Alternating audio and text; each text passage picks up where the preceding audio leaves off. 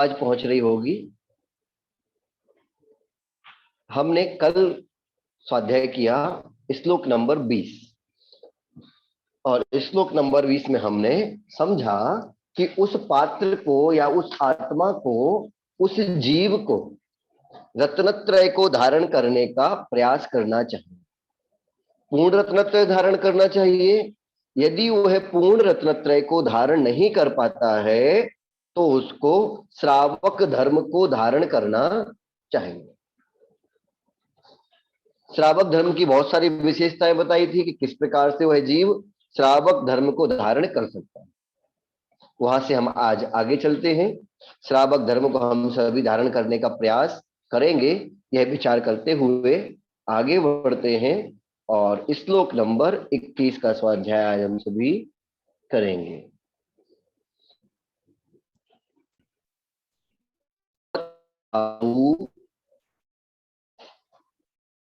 तत्रादौ सम्यक्त्वम्, तत्रादौ सम्यक्त्वम् समुपाश्रय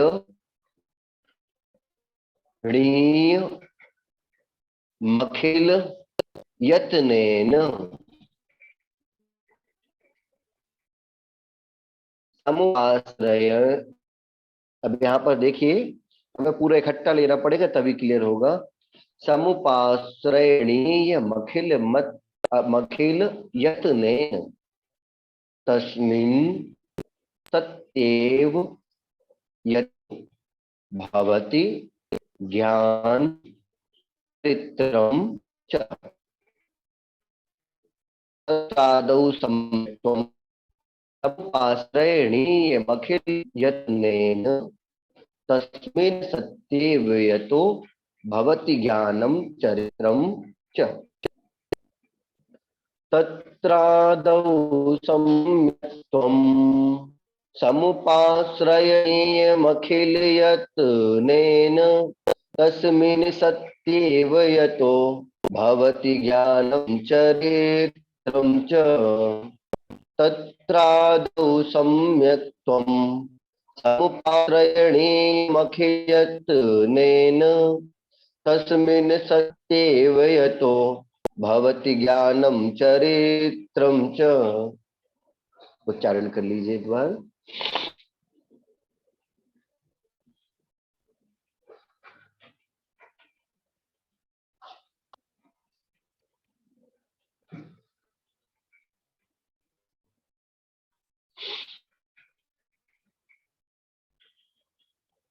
चलिए शब्दों देखते हैं। तत्रादौ लिखा है यहाँ पर, उसको क्या हो जाएगा? तत्र आदौ, अलग अलग हो गया, संधि विच्छेद किया। तत्र आदौ सम्यक्त्वम्।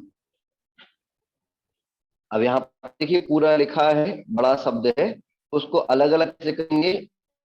सम उपाश्रयणीयम, सम उपाश्रयणीयम अखिल यत्नेन। नीचे की लाइन में तस्मिन सत्येव लिखा है, इसको अलग करेंगे तो सती एव यतः भवति ज्ञान चरित्रम च। अर्थ देखते हैं एक शब्द से। तत्र वहां, वहां कहां? उस रत्नत्रय में या उन रत्नत्रय के तीनों में। कौन कौन से तीन? सम्यक दर्शन, सम्यक ज्ञान, सम्यक चारित्र में। आदौ अर्थात प्रारंभ है, उन तीनों में प्रथम। सम्यक्त्वम्, सम्यक दर्शन को या सम्यक्त्व को। सम उपाश्रयणीयम, सम अर्थात भले प्रकार से। उपाश्रयणीयम, उपाश्रय करना चाहिए, प्राप्त करना चाहिए या अंगीकार करना चाहिए। कैसे? अखिल यत्नेन, अर्थात संपूर्ण जितने भी हैं सब, यत्नेन प्रयत्नों से, सभी प्रकार के प्रयत्नों से उसको अंगीकार करना चाहिए। किसको अंगीकार करना चाहिए? सम्यक दर्शन को।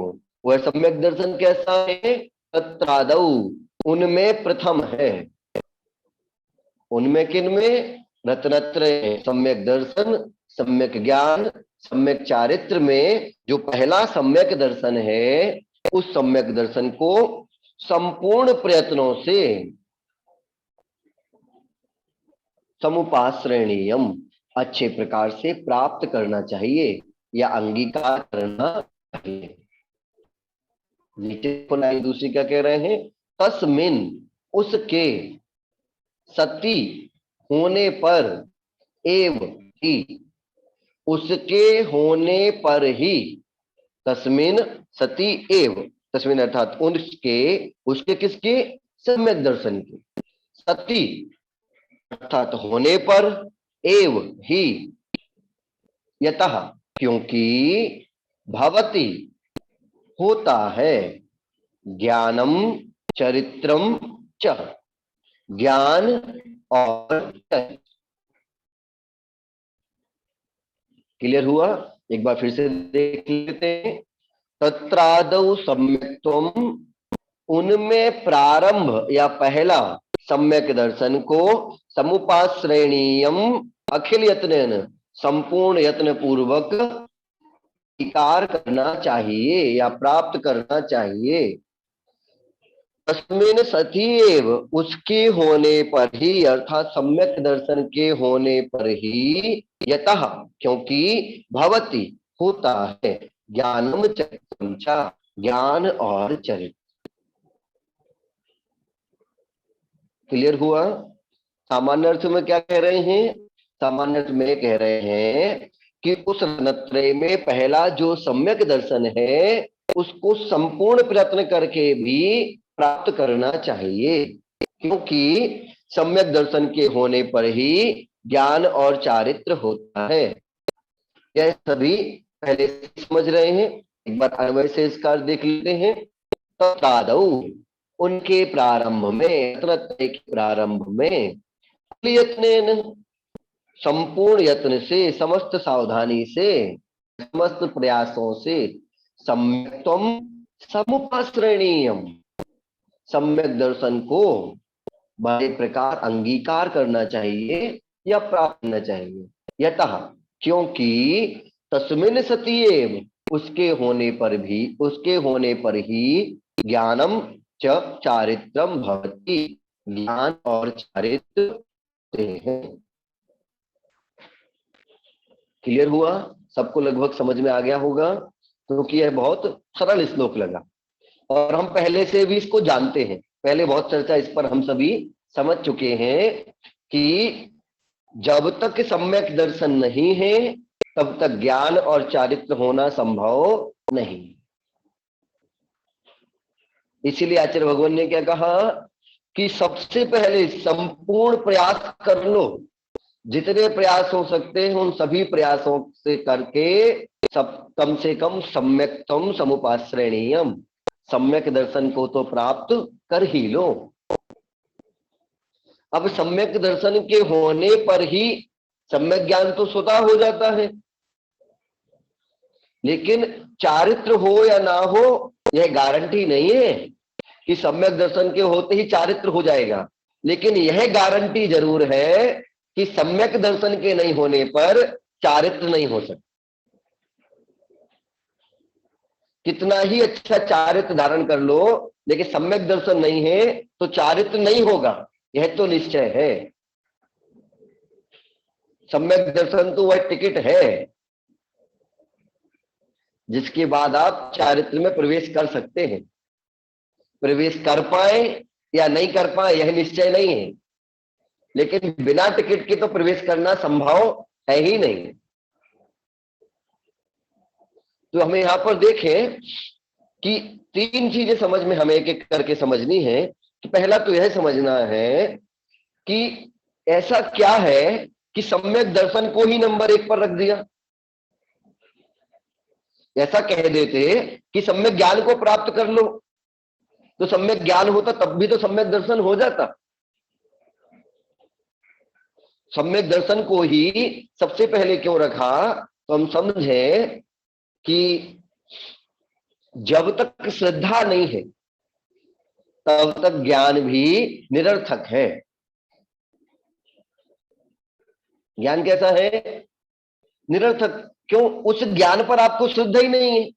जो कुछ हमने पढ़ा है, जो कुछ हमने जाना है, उसको हम यही नहीं मानते कि वो सही है, तो बताइए क्या वो है सार्थक है?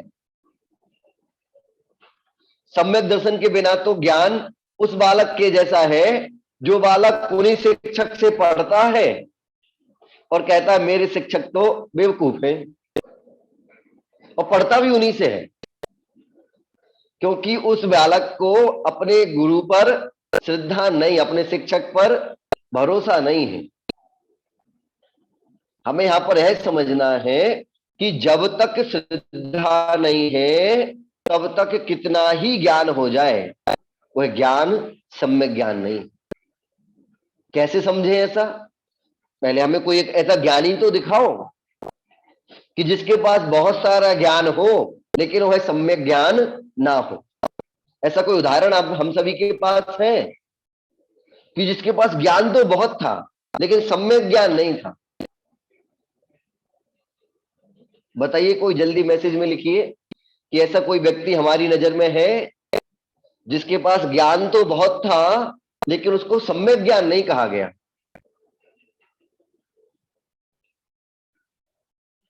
चलिए, कोई नहीं लिखा अभी तक। हाँ, डॉक्टर रेखा जी लिख रहे हैं रावण। सोनीसा जी भी रावण लिख रहे हैं, ठीक है, बहुत अच्छा। लेकिन अग्निमित्र, हाँ बिल्कुल, फूलचंद जी लिख रहे हैं। विनीता जी ने बिल्कुल सबसे राइट आंसर लिखा है। गौतम स्वामी, इंद्रभूति गौतम, जिसका प्रत्यक्ष हमारे पास प्रमाण भी है क्योंकि हमें दिव्य ध्वनि में वह सब कुछ सुना है। इंद्रभूति गौतम के पास कितना ज्ञान था, लेकिन वह ज्ञान कैसा था? मिथ्या था। और जैसे ही वह दर्शन करने पहुंचा, मान स्तंभ के दर्शन करते ही, समोसरण जा रहा था, मान स्तंभ के दर्शन करते ही मान गलित हुआ, श्रद्धा जागृत हुई, और श्रद्धा के जागृत होते ही सारा ज्ञान किसमें बदल गया? सम्यक ज्ञान में। तो क्या उन्होंने श्रद्धा के बाद ज्ञान अर्जित किया? नहीं, पहले भी उनके पास बहुत सारे शिष्य थे और सबको पढ़ा भी रहे थे। शिष्य भी हैं और पढ़ा भी रहे हैं, लेकिन सिर्फ पढ़ा रहे हैं, वह ज्ञान सम्यक ज्ञान नहीं था। तो यह क्लियर हुआ कि सम्यक दर्शन के होते ही जितना भी ज्ञान अर्जित था वह सब किसमें बदल जाता है? सम्यक ज्ञान। सभी ने कथानक सुना होगा, हमें उसकी चर्चा करने की यहाँ ज्यादा आवश्यकता नहीं है कि मात्र त्रैकाल्यम द्रव्य षटकम नवपद सहितम जीव षटकाय लेस्या पंचान्य चास्तिकाया वृत्त समिति गति ज्ञान चारित्र भेदा, ऐसा गाथा लेकर के पहुंच जाते हैं और फिर आगे का कथानक होता है। वह ज्ञान के मान के कारण उत्तर नहीं देते हैं, कहते हैं तुम्हारे गुरु के पास ही चलते हैं।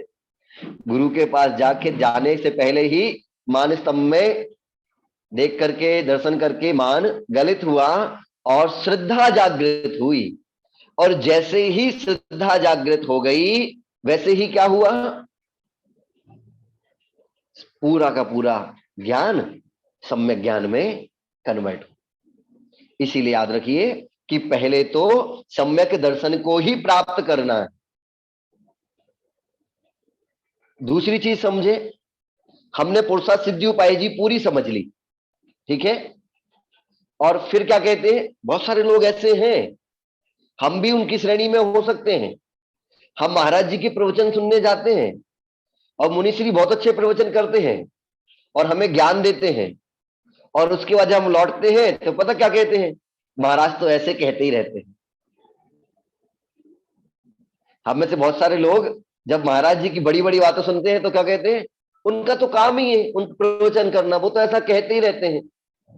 यदि हमने ऐसे शब्द कहे, इसका अर्थ है कि उनके प्रवचनों पर हमारी श्रद्धा नहीं है, तब ऐसी स्थिति में जितना भी हमें ज्ञान है वह सब ज्ञान कैसा है? मिथ्या ज्ञान है। और सम्यक दृष्टि होता वह क्या कहता? देखो महाराज कितनी अच्छी बातें बता रहे हैं, लेकिन हमारा कर्म का उदय है कि हम उनको पूर्णतः ग्रहण नहीं कर पा रहे। अंतर देख रहे दोनों व्यक्तियों के, दोनों ने प्रवचन सुने, दोनों को वही गुरु मिले, वही प्रवचन मिले। एक क्या कह रहा है? यह तो कहते ही रहते हैं, मुनि है। और दूसरा क्या कह रहा है? मेरा भी कर्मोदय सही होता तो मैं भी गुरु के वचनों को यथाशक्ति धारण कर लेता। यह तो सम्यक दर्शन की पहचान दिख रही है। इसीलिए भी सम्यक दर्शन सबसे पहले रखा।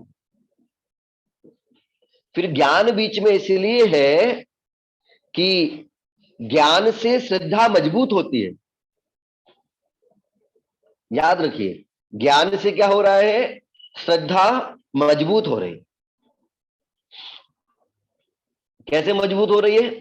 हमने मुनि के प्रवचन सुने और मुनि श्री के प्रवचन सुनते ही सम्यक दर्शन जागृत हो गया। अब हमें सम्यक दर्शन जागृत होने के बाद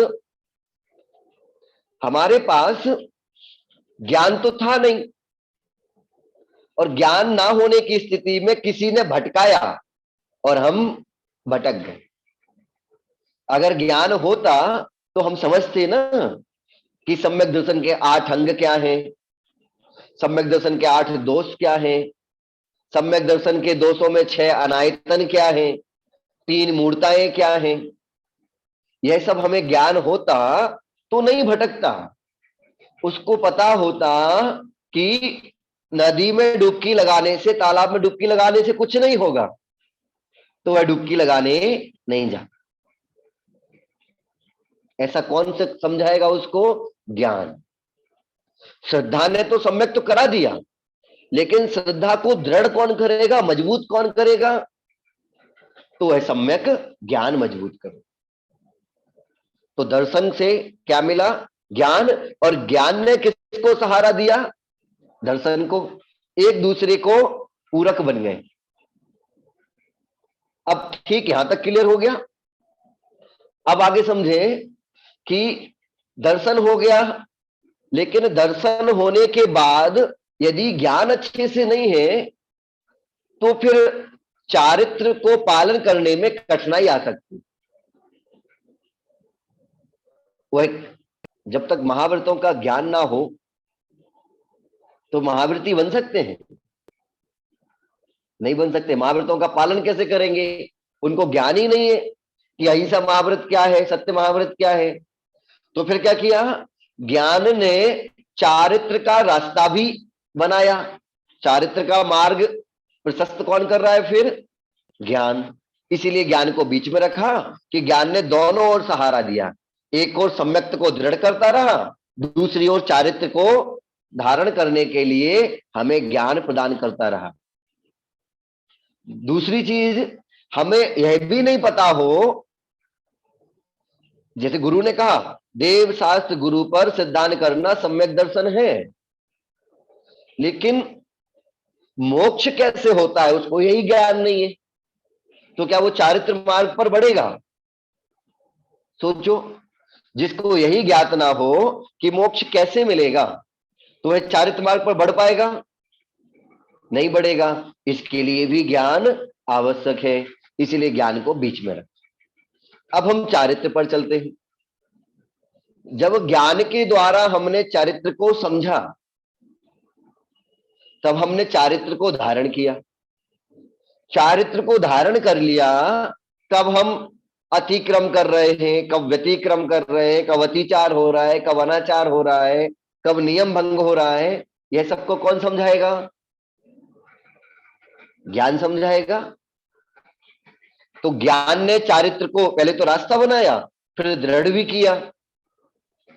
चारित्र को दृढ़ करने के बाद अब देखिए, चारित्र दृढ़ हो गया, फिर हमने और चारित्रवान लोगों की कथाएं सुनी, तो उस चारित्र में और दृढ़ता आई। हमें पंचवानी योग क्यों पढ़ाया गया?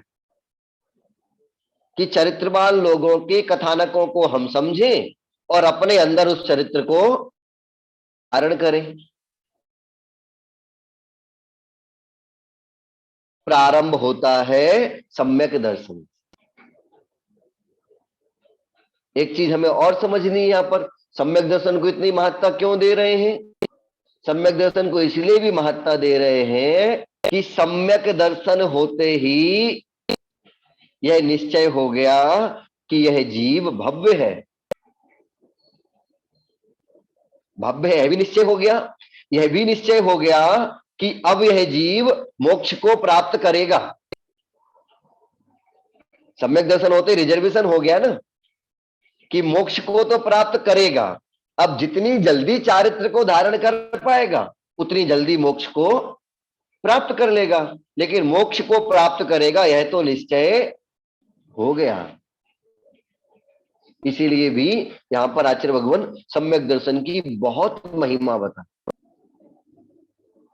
हम सभी को भी प्रेरित क्या किया जाता है? सम्यक दर्शन प्राप्त कर लो सामान्य स्थिति में, सिर्फ इसीलिए कि सम्यक दर्शन के बिना कुछ भी नहीं है। अब देखें, थोड़ा सा शास्त्र की भाषा में आए, यह हमने अभी सामान्य भाषा में समझा।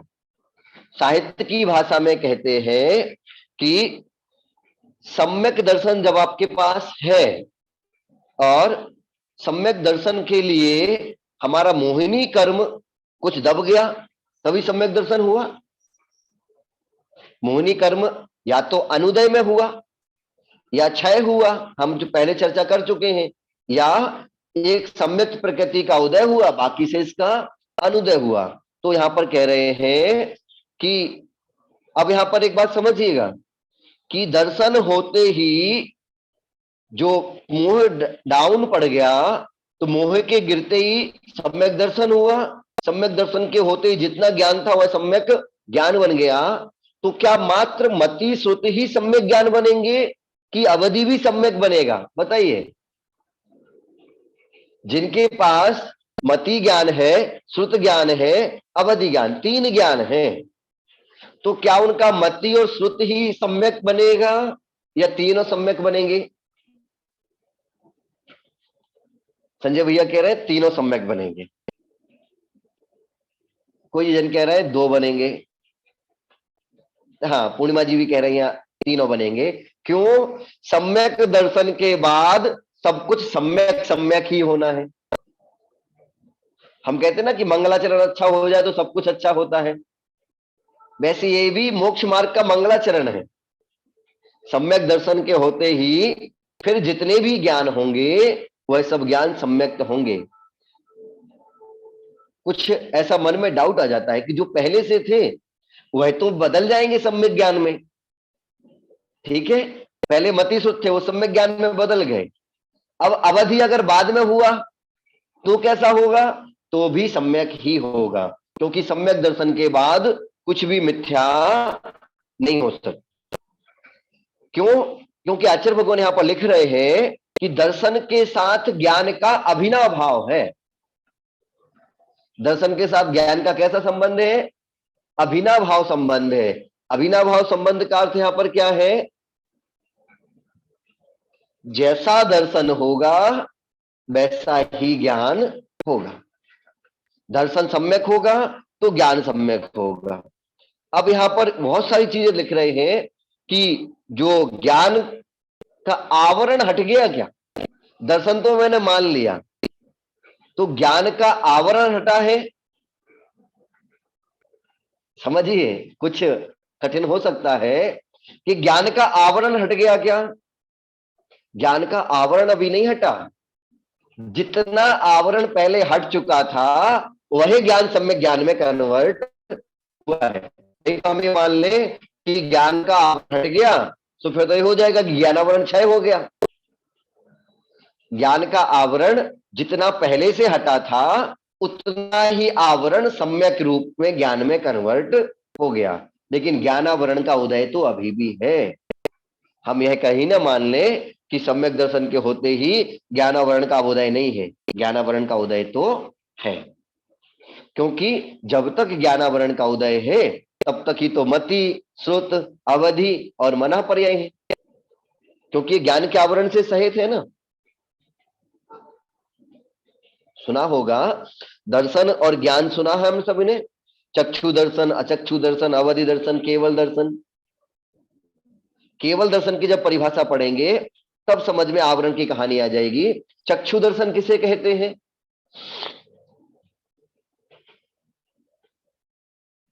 चक्षु इंद्रिय से होने वाले ज्ञान के पूर्व जो सामान्य दर्शन होता है वह चक्षु दर्शन।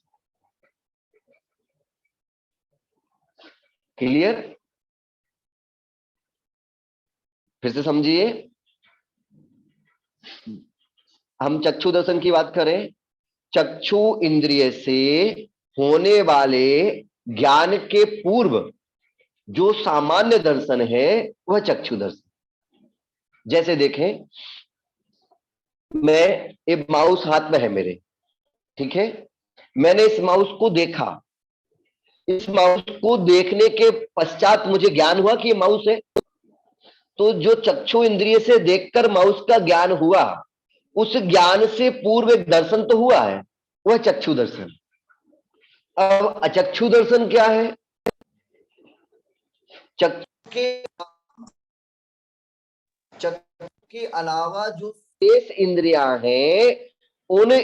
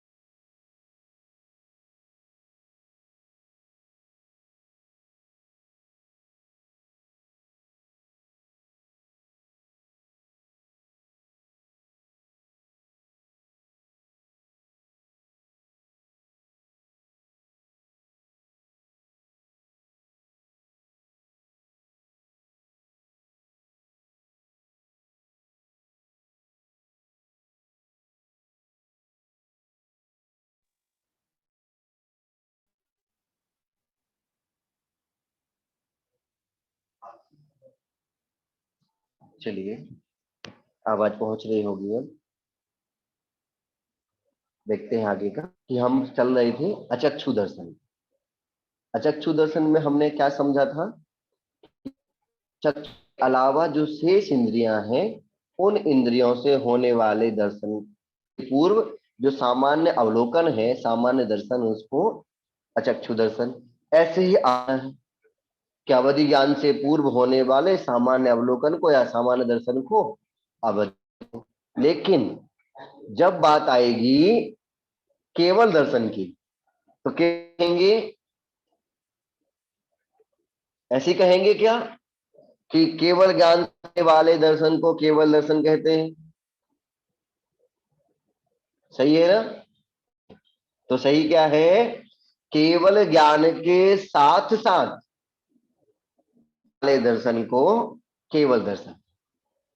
ऐसा क्यों? क्योंकि ज्ञान एक ही समय में सब कुछ कर रहा है, और सिर्फ प्रत्यक्ष नहीं है, एक समय में सब कुछ नहीं कर रहे। जो जो इंद्रिय जनित ज्ञान है वह सब कैसे रहेंगे? पहले दर्शन होगा, फिर ज्ञान होगा। जबकि उसमें क्या होगा, केवल ज्ञान में दर्शन भी साथ होगा और ज्ञान भी साथ होगा। इसीलिए हमें समझना है कि सम्यक दर्शन के होते ही अभी ज्ञान का आवरण नहीं हटा है। जो ज्ञान पहले से था वह ज्ञान सम्यक ज्ञान में कन्वर्ट हो गया। आगे चलो, और क्या कह रहे हैं, इसी प्रकार एक लिख रहे हैं, यह भी समझना चाहिए कि अधिक ज्ञान के रहने पर उसको सम्यक दर्शन हो ऐसा कोई गारंटी नहीं है। कारण ज्ञान की अधिकता ज्ञानावरण कर्म के अभाव में होती है, सम्यक्त की प्राप्ति दर्शन मोहनीय कर्म के अनुदय में होती है। कई बार हमें ऐसा लगने लगता है कि इनको तो बहुत कुछ आता है, इनको तो सारी जिनवाणी आती है, तो ये तो नियम से सम्यक दृष्टि होंगे। तो जिनके पास ज्यादा ज्ञान है उनका सम्यक दर्शन हो यह निश्चय नहीं है, क्योंकि फिर से समझिए लिख रहे हैं, सम्यक्त की प्राप्ति दर्शन मोहिनी कर्म के अनुदय में होती है। इसीलिए ऐसी भी बात नहीं है कि जिनके ज्ञान अधिक प्रकट हो जाए उनके सम्यक दर्शन भी प्रकट हो गया हो। और क्या लिख रहे हैं देखो, बहुत अच्छे से लिख रहे हैं यहां पर, आजकल अनेक पुरुषों में, हम भी उनमें शामिल हैं, आजकल अनेक पुरुषों में ज्ञान का तो आधिक्य पाया जाता है, अर्थात उनमें ज्ञान की अधिकता पाई जाती है, परंतु सम्यक्त्व का उनमें सद्भाव नहीं पाया जाता। देख लो, बहुत बड़े बड़े ज्ञानी हैं, लेकिन सम्यक्त्व का सद्भाव हो सकता है ना भी हो सकता है हो। दृष्टांत के लिए अब देखिए, यहां पर पंडित जी ने बहुत अच्छे उदाहरण दिए। दृष्टांत के लिए अनेक पाश्चात्य भाषाविज्ञ भारतवासी एवं पाश्चात्य देशवासी विद्वानों को ले लीजिए। जो विदेशी इतने बड़े बड़े स्कॉलर हैं उनको ले लीजिए, जो बहुत बड़े बड़े वैज्ञानिक हैं उनको ले लीजिए, कि उनके पास ज्ञान तो बहुत है। कितना ज्ञान नहीं होगा, सोचिए, जिनको नोबेल प्राइज मिलते जा रहे हैं, जो नए नए इन्वेंशन करते जा रहे हैं, तो उनके पास ज्ञान नहीं है। हम लोग ज्ञान का अर्थ सिर्फ जिनवाणी से ना तोलें, जो जो लगातार नई खोज करते जा रहे हैं उनमें भी तो ज्ञान है। अब बताओ, उनका उनमें जो ज्ञान है तो क्या उनका सम्यक दर्शन होना है? उनके सम्यक दर्शन होने का कोई नियम नहीं।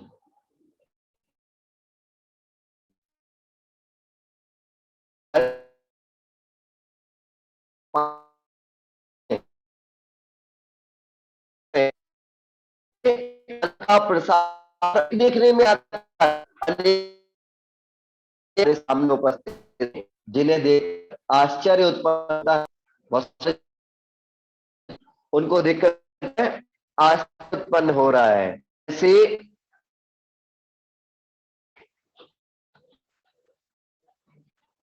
आश्चर्य होगा, वे तार का तार, मतलब आजकल के वाईफाई,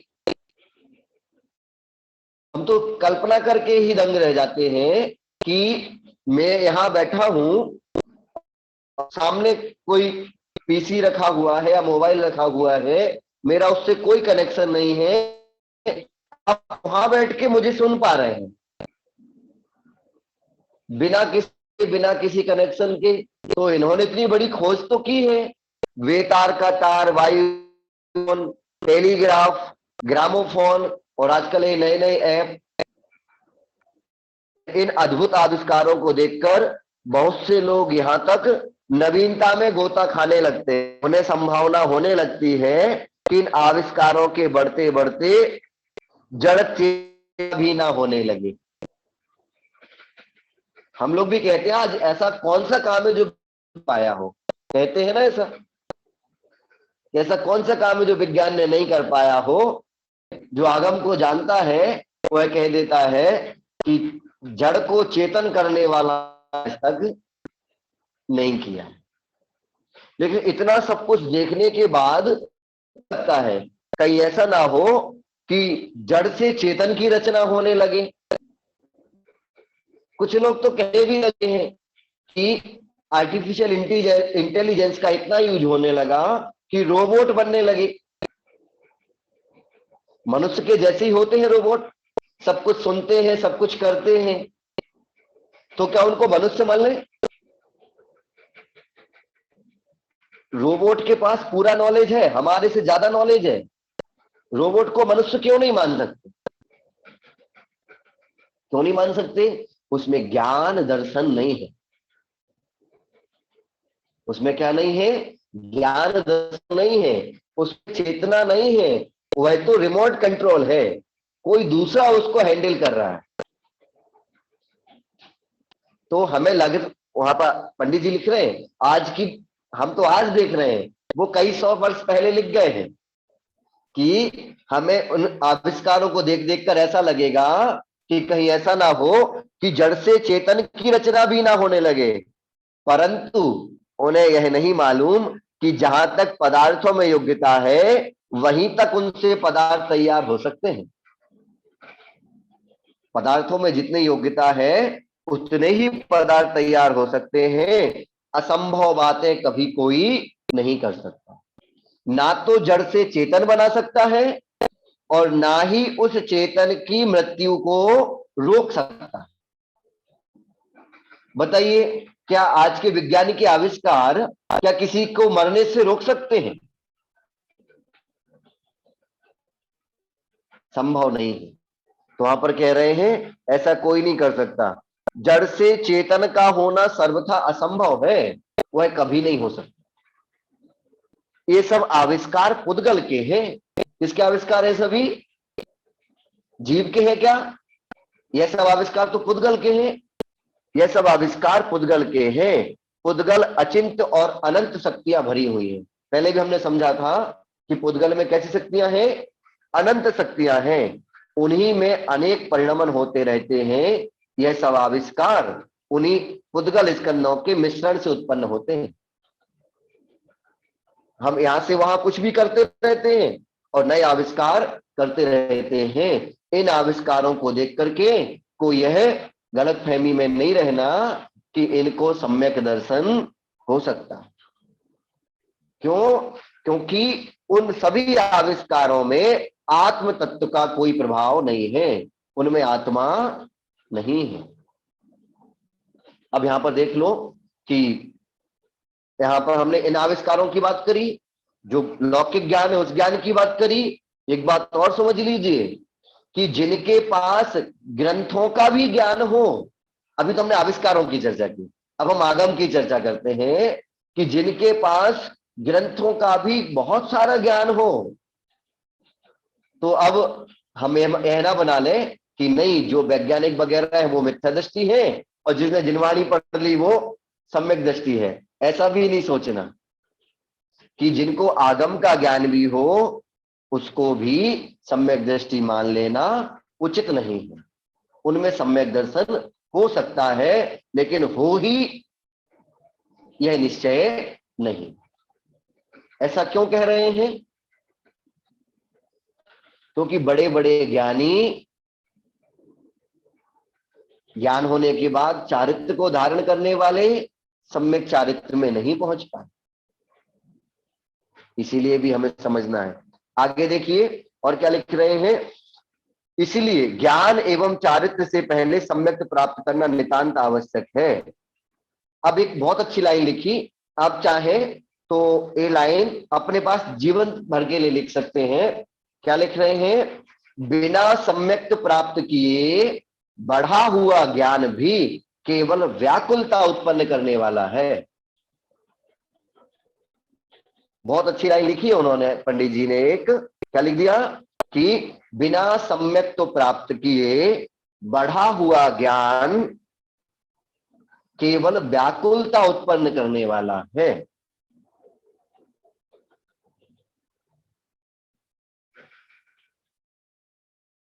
देखिए बहुत अच्छा कोटेशन लग रहा है हमें, हमें समझ में भी आ रहा है कि सम्यक दर्शन के बिना जितना भी ज्ञान है वो सब कैसा है? व्याकुल करने वाला है। अगली लाइन और महत्वपूर्ण लिखी। अगली लाइन में क्या लिखते हैं वह? सम्यक तो विहीन ज्ञान से ना तो अपना ही कल्याण हो सकता है और ना दूसरी आत्माओं का कल्याण किया जा सकता। अब देखिए इतने सारे आविष्कार हो गए, अब एक आविष्कार, कोई भी एक आविष्कार उठा के देखिए, क्या वो आविष्कार हमारे मोक्ष मार्ग में सहायक है? कोई सा भी उठा के देखिए, एसी, कूलर, पंखा, टीवी, वायुयान, फोन, क्या यह सब मोक्ष मार्ग में सहायक है? नहीं है। इन सबको छोड़कर ही मोक्ष मार्ग बनता है। तो यहां पर लिख रहे हैं पंडित जी कि सम्यक तो विहीन ज्ञान से ना तो अपना ही कल्याण हो सकता है और ना ही दूसरी आत्माओं का कल्याण हो सकता है। अब ऐसा, और आगे क्या लिख रहे हैं? कारण क्या है? बिना सम्यक्त के मिथ्या ज्ञान से पदार्थों की यथार्थता का बोध नहीं हो सकता और बिना यथार्थ बोध के समीचीन मार्ग की प्राप्ति होना भी संभव नहीं। क्लियर? हम और आगे यहां पर मैं अभी कुछ बातें इसीलिए बताया हूं, मैंने सारा नहीं बताया। यहां पर हमें बहुत उत्सुकता होगी, जो ग्रंथ में अभी पढ़ रहा हूं, इस ग्रंथ में इस श्लोक की व्याख्या करते हुए आदरणीय पंडित जी ने लगभग 13 से 14 पेज लिखे हैं। एक श्लोक की व्याख्या में 13 से 14 पेज लिखे हैं। पंडित मक्खनलाल जी शास्त्री जी हैं, मुरैना के हैं, उन्होंने बहुत पहले लिखा है, अब तो संभवतः वो यहाँ नहीं है अब, लेकिन मैंने उन 13 पेज को कोशिश की है कि मैं उसकी समरी हम आप सबको समझा पाए। तो समझो कितना महत्व है सम्यक दर्शन का। इसीलिए आचार्य भगवान ने यही कहा कि उसके आदि में, उस रत्नत्रय के आदि में सबसे पहले जीव को सम्यक दर्शन ग्रहण करना चाहिए। सम्यक दर्शन के ग्रहण होने पर ही सम्यक ज्ञान और सम्यक चारित्र हो सकता है, अन्यथा सम्यक दर्शन के बिना सम्यक ज्ञान और चारित्र नहीं हो सकता। इसलिए निर्णय यही हो निकला कि सबसे पहले सब कुछ प्रयास करके सम्यक दर्शन को प्राप्त करने की हम कोशिश करें, तो हमारा भाव, हमारा जीवन सम्यक मार्ग पर चलने को लायक हो सकता है। क्लियर हुआ? आज हम यही रुकते हैं। शेष वार्ता, शेष स्वाध्याय कल करेंगे। आज अभी कोई प्रश्न है तो एक एक करके पूछ लीजिए।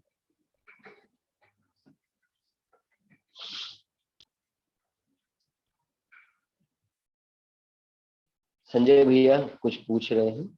जी भैया पूछिएगा। जय जिनेन्द्र भैया जी। जय जिनेन्द्र। मैं ये पूछ रहा हूँ कि जैसे सम्यक दर्शन भी हो और सम्यक ज्ञान भी हो जाए, फिर हाँ, भी व्यक्ति चारित्र को धारण क्यों नहीं कर पाता है? ठीक है, बहुत अच्छा प्रश्न है। सम्यक दर्शन भी हो गया, ज्ञान भी हो गया, फिर मतलब चारित्र उसके को धारण क्यों पीछे नहीं कर पा रहे? क्या कारण रहता है? मतलब उसके पीछे यही कारण है कि कर्मोदय से उसके दर्शन मोहिनी तो अनुदय में आ गया, लेकिन चारित्र मोहिनी अभी भी तीव्र उदय में है। तो उसकी, चारित्र मोह, हाँ चारित्र मोहन्य की जैसे 28 वेद है, 3 तो ये दर्शन मोहन्य के हो गए ठीक और है, 25 हाँ चारित्र के हो गए। तो क्या ठीक वो है। 25 का ही से हो, उपसम हो, जब जाकर चारित्र को दान कर नहीं सकता है जी? नहीं नहीं, देखिए, अनंतानुबंधी जो कसाय है, ठीक है, वह तो दर्शन मोहिनी में भी काउंट करनी है हमें। हाँ, उसमें भी आएगी। अनंतानुबंधी के अनुदय होते ही सम्यक दर्शन तो मिल गया और ज्ञान की पात्रता खुल गई। ठीक, अब जैसे ही अप्रत्यक्षान कसाय अनुदय में आएगी, तब हमारा श्रावक के व्रतों को लेने का मन बन जाएगा और श्रावक के व्रतों को धारण कर लेंगे। अप्रत्यक्षान कसाय के ले अनुदय होते ही जीव का पंचम गुण स्थान होगा और उसके पास क्या होगा? संयमा संयम, संयम भी होगा, असंयम भी होगा। त्रस हिंसा का त्याग रूप में संयम होगा, स्थावर हिंसा का भी उसका त्याग नहीं हो पाया है, नहीं इस होगा। रूप में असंयम भी है। फिर जब प्रत्याख्यान चला जाएगा तो महाव्रत के भाग रहेंगे, संजुलन भी चली जाएगी तो यथाख्यात चारित्र हो जाएगा। इस तरीके से वह चरित्र मार्ग पर निरंतर आगे बढ़ता रहेगा क्रमशः।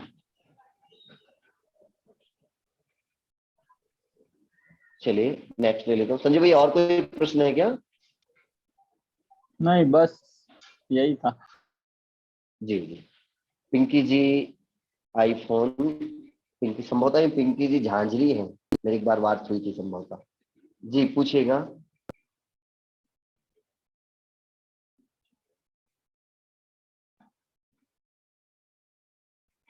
आपकी आवाज नहीं आ रही है। विद्युत प्रभा जी आप पूछिएगा।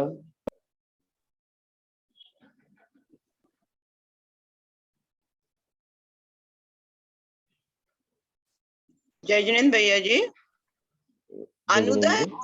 हेलो, जय जिनेन्द्र भैया जी। हाँ हाँ जय अनुदय जिनेन्द्र। उदय शब्द को अच्छे से स्पष्ट कर दीजिए जरा से, जैसे सम्यक दर्शन प्राप्त ठीक हो है, वो। अनुदय और उदय को स्पष्ट करें।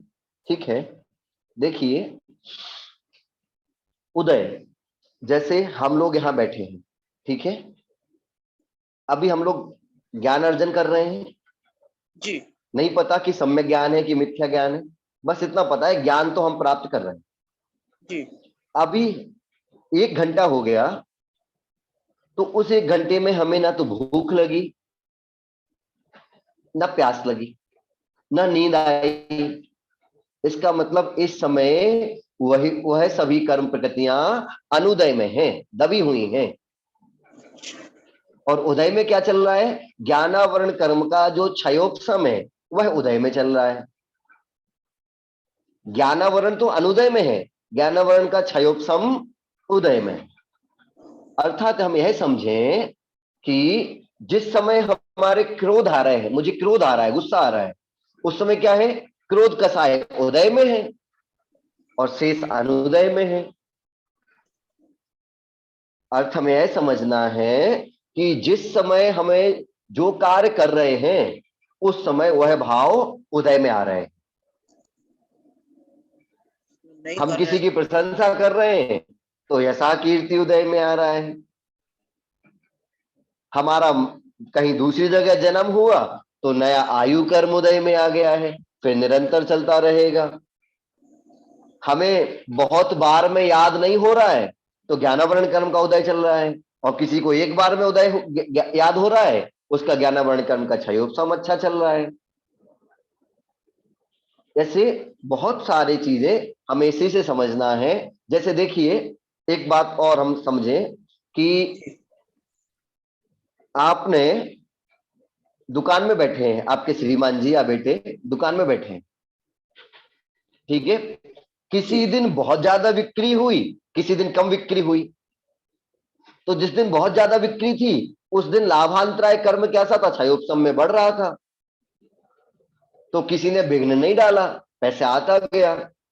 और किसी दिन क्या हुआ? लाभांतराय कर्म का उदय था, इसीलिए हमें लाभ नहीं मिल पाया। एक और तरीके से समझे हम कि हम आहार दे रहे थे, इससे और जल्दी समझ में आ जाएगा, और महाराज जी का अंतराय हो गया। ठीक है, जब अंतराय हुआ तो देखिए महाराज जी का कोई तो कर्मोदय में आया होगा कि उनको पूर्ण भोजन नहीं मिला, तो उनके लाभ अंतराय कर्म का उदय हुआ। ठीक है, मतलब उस समय उनका लाभांतराय कर्म उदय हो गया। और मेरा भी कोई पाप कर्म का उदय होगा कि मेरे निमित्त के कारण से उनका आहार पूरा नहीं हो पाया, तो मेरे दानांतराय कर्म का उदय आ गया। ऐसा ही उदय है। शेष कर्म कैसे हैं? दबे हुए हैं, वो अनुदय में है। एक साथ 148 के 148 उदय में कर्म प्रकृतियां नहीं आ सकती। कभी कोई कर्म प्रकृति उदय में होती है, कभी कोई कर्म प्रकृति उदय में होती है। ऐसे ही जब सम्यक्त प्रकृति उदय में आ जाती है और अनंतानुबंधी मिथ्यात्व सम्यक मिथ्यात्व ये 6 अनुदय में आ जाती है तो सम्यक दर्शन हो जाता है। क्लियर हुआ? स्पष्ट हुआ भैया जी, बहुत अच्छा। जी विनीता जी कुछ पूछ रहे धन्यवाद हैं, भैया जी। पूछिएगा। जय जिनेन्द्र भैया जी। जय जिनेन्द्र। अभी जो ज्ञान की चर्चा चल रही थी, तो आपने कहा था कि ज्ञान नहीं होगा जब तक आगे चारित्र का भी पालन नहीं कर पाएगा। लेकिन ऐसा सुनते आए हैं कि मात्र अष्ट प्रवचन मातृका का ज्ञान ही हो और चारित्र भी निर्मल हो सम्यक दर्शन के साथ, तो अष्ट उसका प्रवचन मातृका कल्याण हो का तो जाता है, और यही नहीं तो नहीं, हमने अभी हम चर्चा थोड़ा की सा, थी अभी। हाँ हाँ, हाँ कहिए, पूरा नहीं नहीं, कहिए। अ, हाँ थोड़ा सा जो है, मतलब हमें कुछ याद आ रहा है, इसलिए हम वो अपना विकल्प शांत करना जी जी, चाह रहे हैं बताइए। कि बहुत हाँ पहले, आज से 23-24 साल पहले, मुनि श्री समता सागर जी का प्रवचन चल रहा था, तो उसमें उन्होंने साक्षात्कार के वर्णन में ज्ञान को बोले बीच में इसलिए रखा है कि ये थोड़ा सा भी हो जाए तो उछलता है। बोले ट्रेन का उदाहरण दे के बताते कि बच्चा बैठा और माँ बाप हो, तो माँ बाप उसको पकड़ के बीच में बिठा लेते हैं विंडो पे, यानी वो बार बार उछलता है, तो हाँ, इसलिए उसको बीच में रखा है ताकि वो दोनों सम्यक दर्शन और चारित्र के बीच में थोड़ा सा भी ज्ञान होता है तो बहुत ठीक है। उछाल मारता है। देखिए, उन्होंने यह बात जो कही, यह मात्र समझाने के लिए कही। आगम की हम जब बात करते हैं तो बहुत सारी जगह हमें लिखा मिलता है कि ज्ञान को मध्य दीपक कहा है, ज्ञान को दहली का दीपक कहा है। दहली पे रखा हुआ दीपक कि जो घर के हाँ अंदर को भी प्रकाशित कर रहा है, बाहर को भी प्रकाशित कर रहा है, अर्थात सम्यक्त को भी मजबूत कर रहा है, चारित्र की ओर बढ़ने को भी हमें प्रेरित कर रहा है। दूसरी बात हम कहें कि हमें ज्ञान के बिना चारित्र नहीं होगा। ऐसा हो सकता है कि ज्ञान कम ज्यादा तो हो सकता है, हमें यह बात समझनी है कि ज्ञान कम हो या ज्यादा हो तो चारित्र में चल जाएगा, लेकिन ज्ञान होना तो आवश्यक है। जब हम चर्चा कर रहे थे तब मैंने इसलिए मात्र महाव्रतों की चर्चा की थी कि महाव्रतों का ज्ञान उसे होना जरूरी है। अष्ट प्रवचन मातृका में भी महाव्रतों का ज्ञान तो आवश्यक है, क्योंकि जब उसको ज्ञान ही ना हो कि महाव्रत क्या है तो वह पालन कैसे करेगा। इसीलिए न्यूनता अधिकता संभव है, लेकिन बिना ज्ञान के चारित्र संभव है ही नहीं। क्योंकि चारित्र क्या है, यह भी तो ज्ञान है। हम यह समझें कि हम जब वो कहते हैं ना तिल तुस मात्र भिन्नम, शरीर अलग है आत्मा अलग है, यह भी तो ज्ञान है।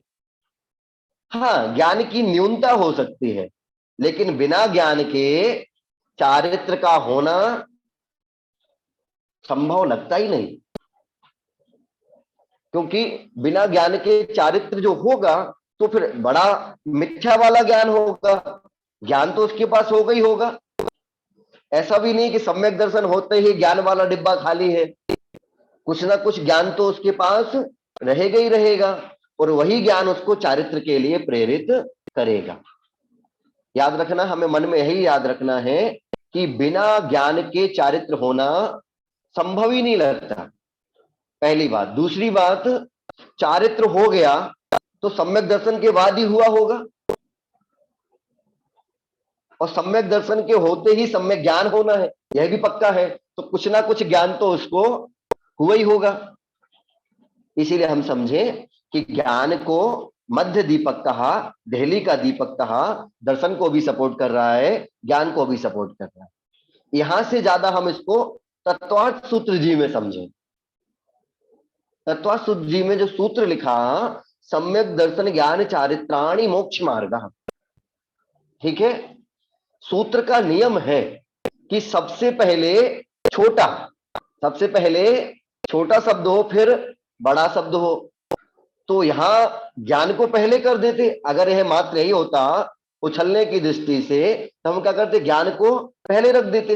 लेकिन उन्होंने वहां भी ज्ञान को पहले नहीं रखा, वहां भी आचार्य भगवान ने यही समझाने का प्रयास किया कि ज्ञान कैसा है, मध्य दीपक है, दोनों ओर लगातार प्रकाश, दर्शन को भी और चारित्र को भी।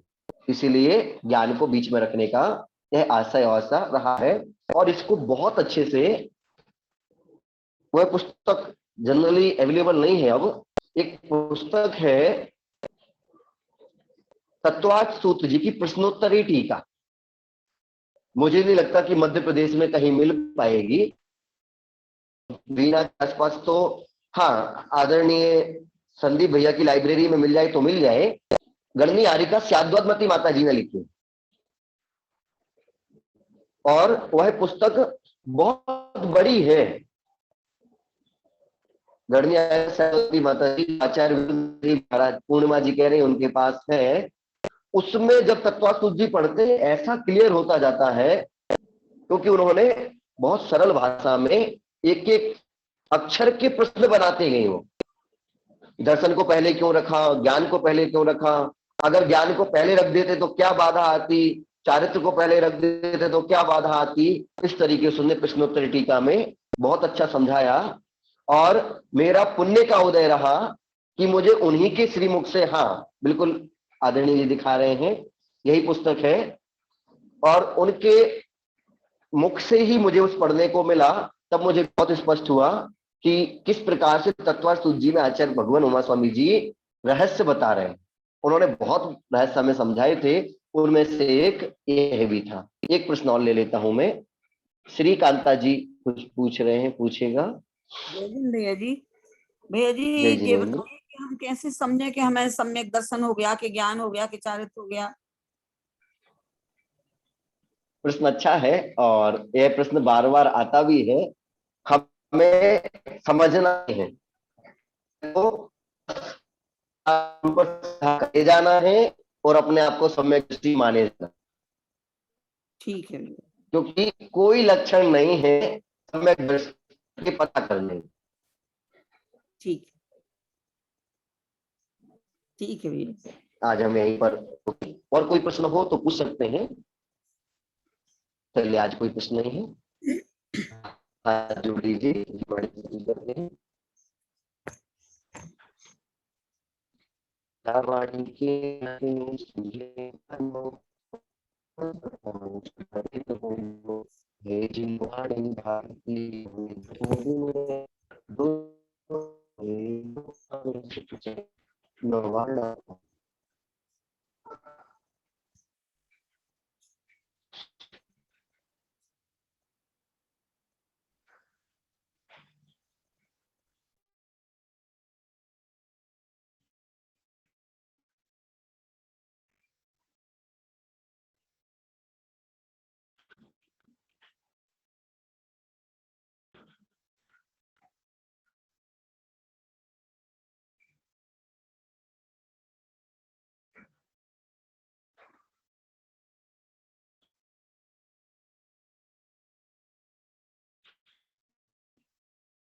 द्वादश माता की